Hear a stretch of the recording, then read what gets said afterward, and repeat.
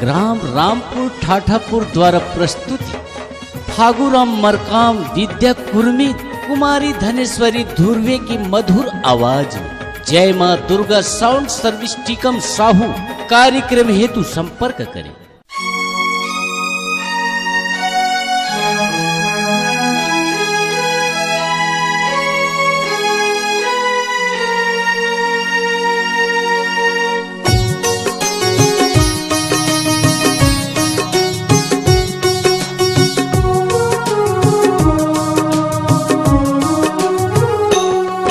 मायारू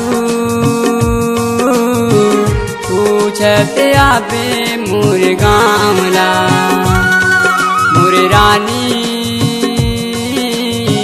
पूछते आबे मोर गामला। पूछते आबे जनत भुलाबे, पूछते आबे जनत भुलाबे, बैजीवो मोर गामला।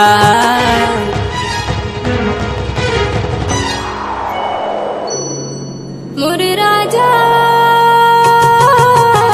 पूछते आहूँ तोर गामला, मोर मायारू पूछते आहूँ तोर गामला।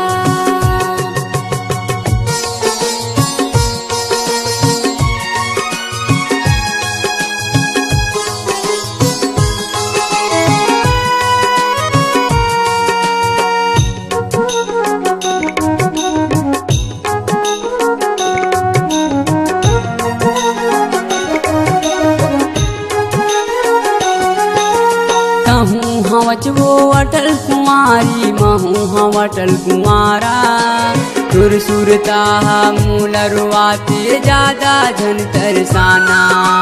कहूँ हम वो अटल कुमारी महू हम अटल कुमारा, सुर सुरता मूल रुआते ज्यादा झन तरसाना। सुर सुरता मूल रुआते ज्यादा झन तरसाना। पूछत आबे जनत भुलाबे, पूछत आबे जनत भुलाबे, विद्या कुर्मी नामला।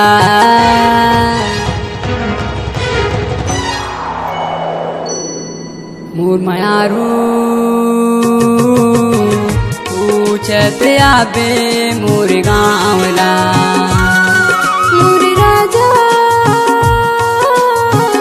पूछते आहूँ तोर गामला।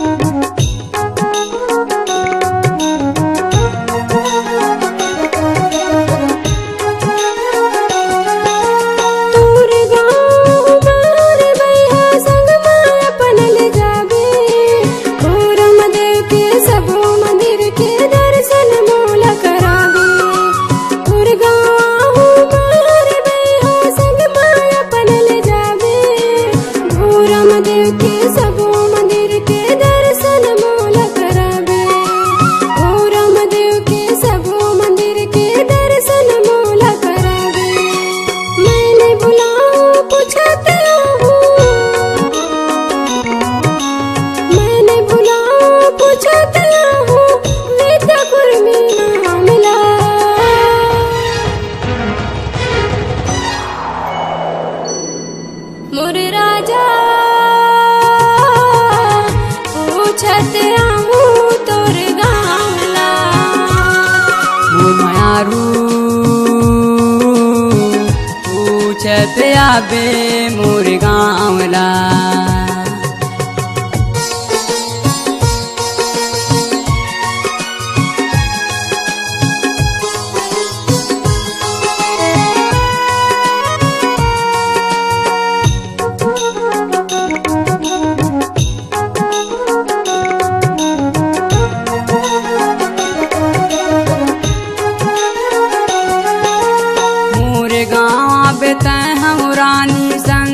अपन ले जाहूँ, हो भोरम देव के सबो मंदिर के दर्शन तोला कराहूँ मोर गाँव बेतय हम टूरी संगम अपन ले जाहूँ भोरम देव के सबो मंदिर के दर्शन तोला कराहूँ भोरम देव के सबो मंदिर के दर्शन तोला कराहूँ जनत बुलावे पूछते आवे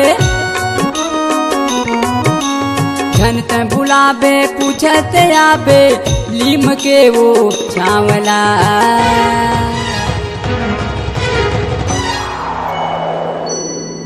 मोर मायारू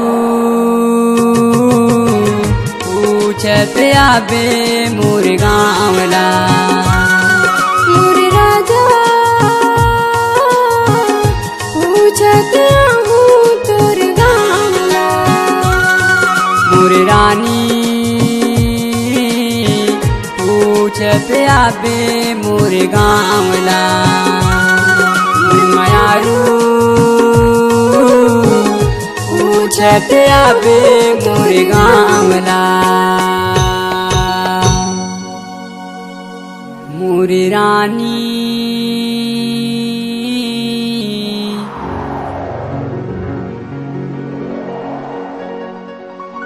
पूछते आवे मोर गाँवला।